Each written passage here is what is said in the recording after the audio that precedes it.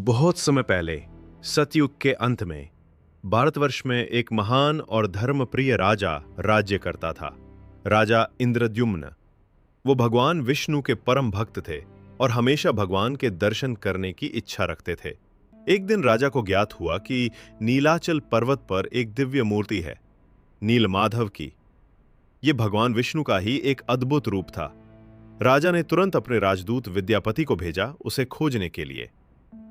विद्यापति को नीलमाधव की पूजा एक वनवासी विश्ववसु नामक शबर द्वारा होती मिली।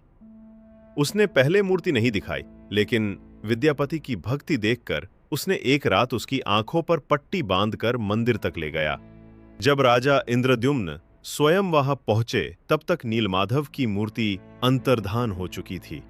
राजा निराश हो गए, लेकिन तभी आकाशवाणी हुई, हे राजन, तुम समुद्र के किनारे एक दिव्य काष्ठ लकड़ी को बहता देखोगे।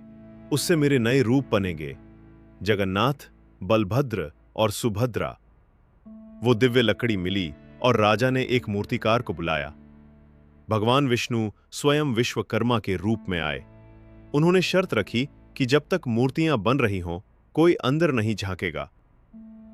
बहुत दिन बीत गए, कोई आवाज नहीं आई। रानी की चिंता बढ़ी और उन्होंने दरवाजा खुलवा दिया। अंदर देखा, मूर्तियां अधूरी थीं, भगवान की बाहें नहीं बनी थीं। परंतु तभी आकाशवाणी हुई, यही मेरी इच्छा थी। भगवान जगन्नाथ के इस रूप को देखकर राजा भाव विभोर हो गए। उन्होंने मंदिर निर्माण करवाया, जो आज पुरी में स्थित है और चारों धामों में से एक है। हर साल वहां होता है रथ यात्रा, जहां भगवान अपने भाई और बहन के साथ विशाल रथ में नगर भ्रमण करते हैं। लाखों भक्त इस यात्रा में शामिल होते हैं। कहते हैं, जिसने रथ खींचा उसे मोक्ष प्राप्त होता है।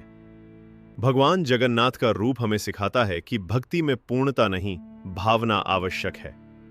उनकी अधूरी मूर्तियां भी पूर्णता की प्रतीक हैं। तो बच्चों, जब भी पुरी जाएं, भगवान जगन्नाथ के दर्शन अवश्य करें। और याद रखें, भगवान केवल रूप नहीं, प्रेम में बसते हैं। अगर आपको कहानी पसंद आई तो लाइक करें, सब्सक्राइब करें और अपने दोस्तों के साथ शेयर करें।